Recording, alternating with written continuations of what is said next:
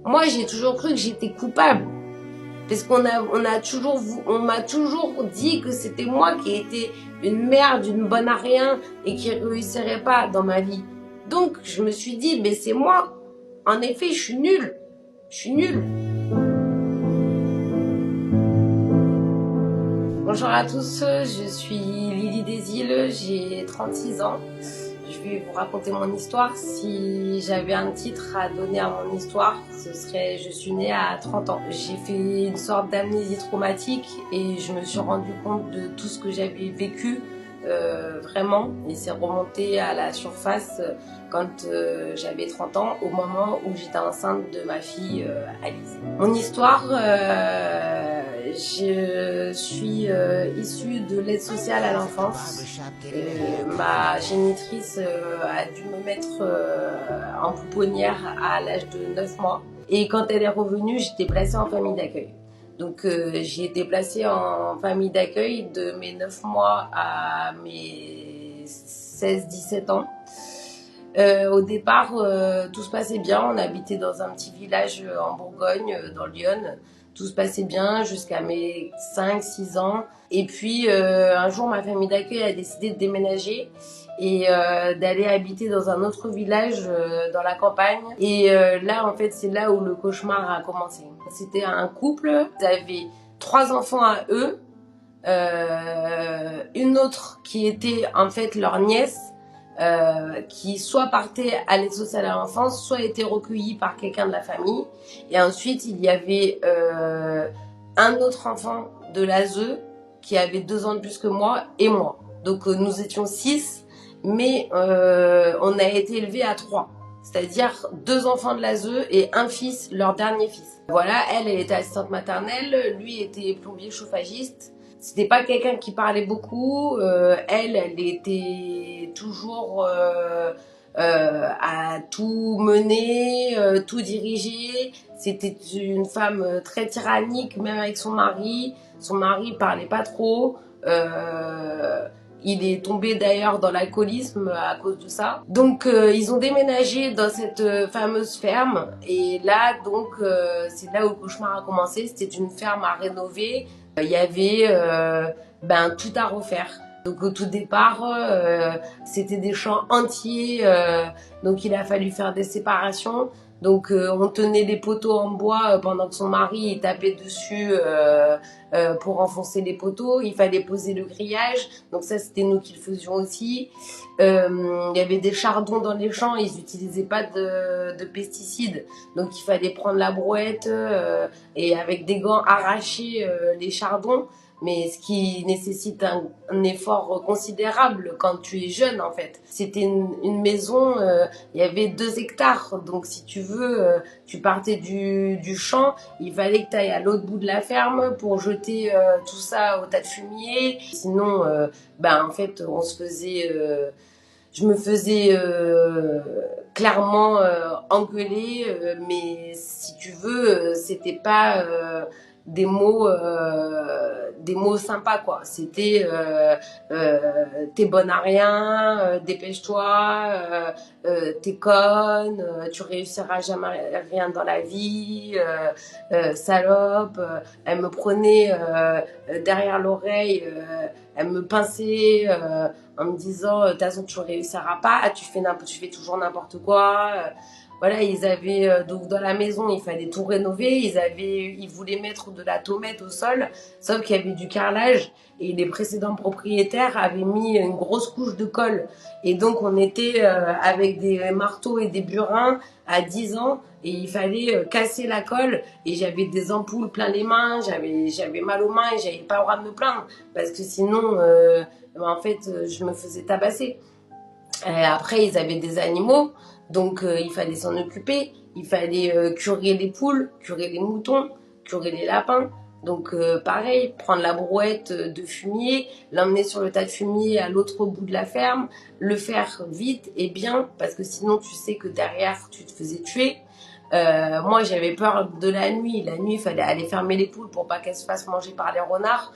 Donc je devais toujours y aller avec la lampe électrique. Mais pareil, t'es dans la nature, il y a rien autour en fait. Et quand t'es petit, bah, forcément, comme beaucoup de petits enfants, t'as peur du noir. Donc, elle savait et elle m'imposait d'aller fermer les poules tous les soirs à la tombée de la nuit.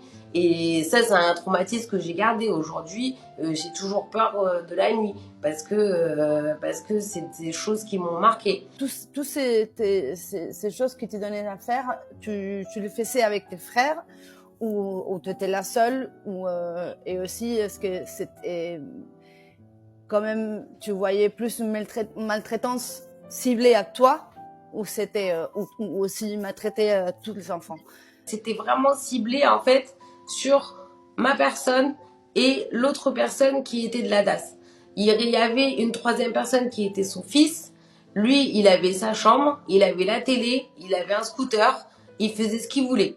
Il ne participait pas du tout aux tâches, à aucune tâche. En fait, c'était vraiment quand je parle d'esclavagisme moderne, c'est vraiment ça. Parce que comme si, en fait, elle avait pris des enfants de la DAS, mais c'était pour l'argent et pour avoir une main-d'œuvre gratuite, clairement. C'est pour ça que je parle d'esclavagisme moderne, moi. Déjà, il y a eu ce fait d'être esclave et puis ce fait de jamais être encouragé. Tu vois, à l'époque, on faisait développer les photos. Elle me prenait en photo et elle faisait que de me dire t'es grosse, t'es grosse, t'es moche, t'es grosse. Et un jour, elle m'a demandé de me mettre nue. Elle m'a pris en photo, elle a fait développer les photos et elle m'a montré les photos quand elles étaient développées en me disant tu vois, regarde-toi bien, ça c'est toi. T'es moche, t'es grosse. Tu vois qui tu es, t'es rien, t'es une merde en fait. T'es une grosse merde. Et à partir de ce moment-là, ben moi je suis tombée dans la boulimie. Et comment tu faisais à l'école, par exemple, pour continuer à aller à l'école, même si tu étais en train de vivre des choses affreuses à la maison?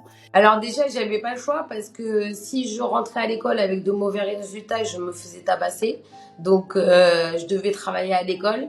Et à partir du moment où j'étais en seconde, j'ai demandé à être à l'internat parce que c'était un cauchemar pour moi de vivre. C'est-à-dire que moi, à partir de 13-14 ans, j'étais déjà en dépression.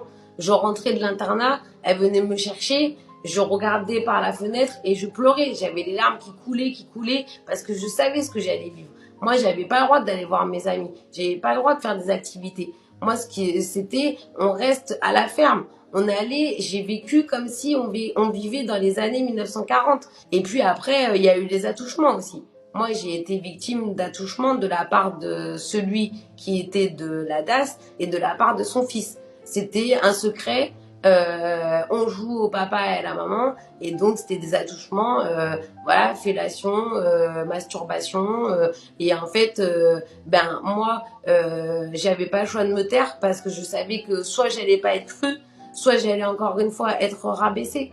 Et donc je disais rien. Bon, j'étais toujours dans un déni, hein, parce qu'en fait, si tu veux, quand tu vis dans ce genre de cauchemar, c'est soit ton cerveau il occulte parce que c'est une question de survie en fait. C'est une question de survie. Si tu prends conscience de ce que tu vis, tu te butes.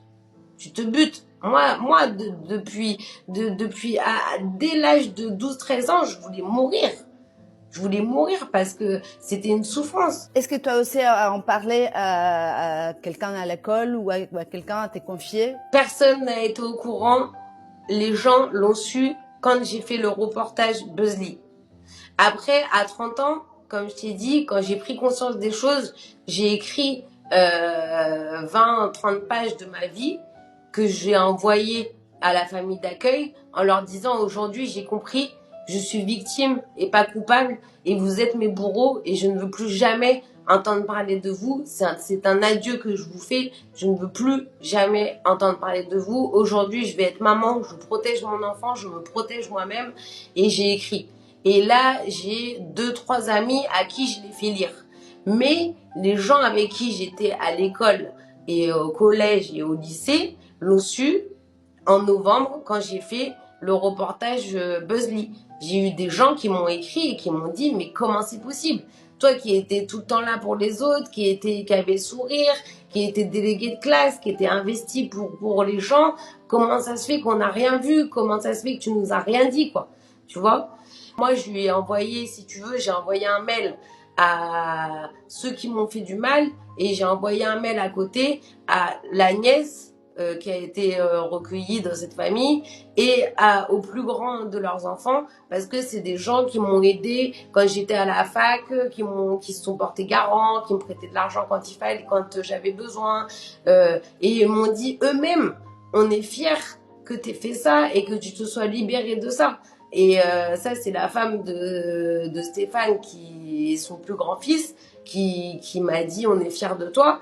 Et Sandrine, qui est sa nièce, mais qui l'appelle maman, elle m'a dit bah écoute, j'ai été très perturbée par ce que tu m'as dit. J'y ai pensé toute la nuit. Sache que j'ai vécu la même chose. J'ai été maltraitée, j'ai été violée. Quand je faisais quelque chose qui n'allait pas, j'étais enfermée dans le grenier avec du pain sec. Enfin, voilà, c'était ça. Moi, j'ai pas eu de Noël, j'ai pas eu d'anniversaire. J'étais enfermée dans ma chambre. J'avais pas le droit de faire ça. J'avais pas de cadeau j'avais pas de cadeau pour Noël, j'avais pas de cadeau pour mon anniversaire. J'ai pas eu d'enfance en fait. J'ai pas eu d'adolescence. Elle m'a privée de tout, de tout. Et c'est horrible. Vraiment, c'est quelque chose que je ne souhaite à personne. C'est le pire sentiment d'être seule et de pas avoir, tu sais, aujourd'hui, comme j'ai déjà dit, moi, le deuil que je ne ferai jamais, c'est de pas avoir de parents, de pas avoir quelqu'un sur qui je peux compter juste moralement, tu vois. Appeler ma mère et lui dire, bah, aujourd'hui, je vais pas bien, ou donne-moi une recette de cuisine, ou appeler mon père, avoir quelqu'un qui me prenne dans ses bras, qui prenne soin de moi. Tu vois, c'est quelque chose qui me manquera toujours. Aujourd'hui, moi, j'ai une relation ultra fusionnelle avec ma fille. Je la protège. On se dit je t'aime 10 fois par jour. C'est que de la douceur, c'est que de l'amour. Et je fais très attention à ce que je dis parce que les mots sont plus forts que les armes. Et c'est des choses, moi, qui m'ont marqué au fer rouge pour toute la vie. Et j'ai dû parler, j'ai dû voir des psychologues, je vois un hypnothérapeute, j'ai fait des dépressions, j'ai fait des tentatives de suicide. Parce qu'en fait, il y a un moment où tu sais, quand tu parles pas, il y a un moment où ça te retombe dessus. Et t'es comme un volcan et à un moment, ça explose. Il a jamais eu une envie, en fait, de donner d'amour ou de rien pour toi. C'était juste son plan, c'était ça. C'est quelque chose de calculé, d'avoir des esclaves. Moi, tu sais, un jour, parce qu'en fait, il y a des fois, tu te dis, c'est pas possible, je suis zinzin, en fait. C'est-à-dire que toi, tu as de l'amour pour la personne, malgré le fait qu'elle te fasse autant de mal, tu as de l'amour. Et donc, un jour, je lui ai dit, j'ai besoin d'avoir une identité. J'aimerais bien être adoptée. J'aimerais bien que tu m'adoptes. Tu te rends compte, le truc, c'est ton bourreau et tu lui demandes de t'adopter. Et ce jour-là, elle me dit, mais non, mais c'est trop compliqué, c'est pas possible. Et là, j'ai pris conscience. Je me suis dit, mais en fait, mais il y a un problème. Tu peux pas, elle, devant tout le monde, elle disait, je les considère comme mes enfants, je fais pas de différence. Mais non, en fait, je pense que dans sa tête, en effet, c'était calculé. Elle voulait juste esclavager des gens, c'est tout. Et comment ça a été les dernières fois que tu as vu la famille d'accueil? Comment t'es partie? Est-ce que tu as réussi à confronter cette femme? Comme j'étais dans un déni, cette personne est venue avec son nouveau compagnon dans le sud. Et un soir, on a une discussion et elle me dit, est-ce que tu as des nouvelles de ta mère biologique? Je lui dis, oui, j'ai des nouvelles. Et je lui ai raconté tout ce que j'avais vécu chez toi et elle t'en veut énormément. Et elle me dit, mais pourquoi? Je vous ai toujours considéré comme mes enfants. Et là, en fait, j'ai pris conscience. Je suis partie dans le garage, je me suis effondrée en pleurs. Et mon compagnon, le père de ma fille, est venu et m'a dit, mais qu'est-ce qui se passe? Je lui ai dit, mais tu te rends pas compte, en fait, elle ment, elle m'a fait vivre le pire et elle est dans le déni. Elle dit qu'elle nous a élevés comme ses enfants, mais c'est pas vrai. J'ai vécu les pires horreurs. Et c'est là, du coup, que j'ai écrit, parce que elle, c'est pareil, elle est revenue. Là, tout d'un coup, j'étais une personne qui l'intéressait, tu vois, parce que j'ai quand même réussi à faire des études, j'ai repris les études pour être comptable, donc j'avais un métier, j'avais un conjoint, j'avais une maison. En fait, du coup, là, tout d'un coup, je devenais intéressante, quoi, tu vois. Et, quand elle est partie, là, c'est là où j'ai écrit, quoi. Là, j'ai pas pu m'empêcher d'écrire et de dire, maintenant, stop, c'est fini. Et en fait, j'aurais pu porter plainte, aller devant la justice, pour que ça dure 10 ans, que tout ça soit remué encore pendant des années. Donc, je vais pas me battre devant la justice. Par contre, moi, je leur ai écrit tout ce qui m'avait fait vivre. Et je leur ai mis sous les yeux et je leur ai dit, voilà, lisez et vivez avec ça. Vivez avec ça et regardez-vous dans le miroir. Essayez de vous regarder dans le miroir. Parce que là, tout est écrit. Tout est écrit en détail. Et moi, franchement, j'aurais du mal à vivre avec ça. J'ai une pupille, en fait, qui a été, en fait, bah, pareil, tu vois, laissée à l'abandon. Sauf que elle, elle a été SDF, elle a dû vivre dans des squats. Et en fait, les hommes qui l'a logée, en l'occurrence, il y a un homme là qui l'a logée, qui lui demandait en échange des rapports sexuels non consentis. Clairement, qu'il l'a violée. Donc, on a beaucoup parlé avec cette personne. J'ai essayé de l'aider. Et un jour, heureusement, je lui ai demandé son adresse. Et elle m'a envoyé un message en me disant au secours, je saigne, il a essayé de me violer, je saigne de partout, appelle la police. Donc il a fallu que j'appelle la police. Et en fait, la police est intervenue, il a été incarcéré et là, il est en détention provisoire jusqu'au jugement. Bon ben voilà, tu vois, c'est une petite victoire pour moi parce que ben pour l'instant j'ai aidé qu'une personne, mais en tout cas je mets ma pierre à l'édifice parce que je peux pas rester spectatrice, parce que moi j'aurais aimé qu'on me dise écoute, tu seras plus jamais seule, t'inquiète pas, je vais t'aider, je vais faire en sorte. Et moi je peux pas rester comme ça tranquille chez moi à rien faire. Non, il y a encore plein de jeunes qui ont besoin d'aide. Et c'est pour ça que je veux en aider un maximum et que je parle de mon histoire parce que je veux que les gens comprennent et se sentent concernés et se disent ouais, il faut qu'on se bouge quoi. Il faut qu'on se bouge, il y a des choses à faire, il faut qu'on aide ces jeunes-là quoi. J'aimerais dans le meilleur des mondes que ce que j'ai vécu ne se reproduise jamais pour quiconque, tu vois. Et oui, je veux donner du sens, je veux m'en servir.